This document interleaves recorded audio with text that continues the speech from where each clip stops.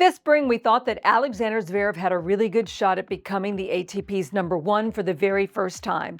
With Jannik Sinner out of action, to get to #1, Zverev needed 2,545 points in the 8 events he played between Buenos Aires and Madrid. A lot of us thought it was a foregone conclusion. But it wasn't meant to be. Not even close, in fact, because Zverev went into a prolonged slump. Worse for Sasha, with Sinner now back in action, he may never get another chance. So this got us to thinking, which other players got tantalizingly close to #1, but never quite made it? Here's a list. Remember Michael Chang, the youngest men's singles Grand Slam champion in history? He was just 17 years old when he made history and won Roland Garros in 1989.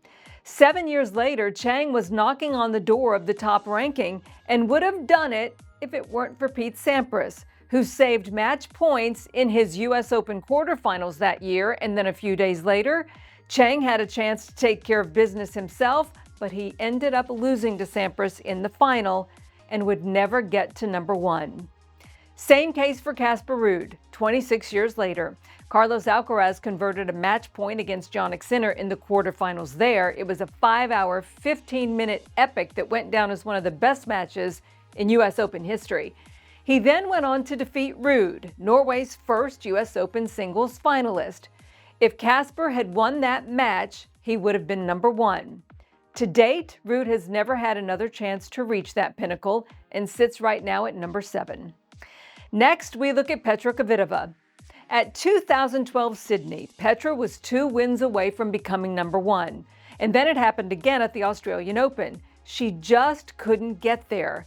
But she would have another chance 7 years later when she met Naomi Osaka in the 2019 Australian Open final, with the winner taking the title and the #1 ranking. Kvitova was dealt another tough blow by Osaka and hasn't had another chance since then to get to #1. And next on our list, Agnieszka Radwanska. Now remember when Iga Świątek became the first Polish player to hold the #1 ranking in April of 2022?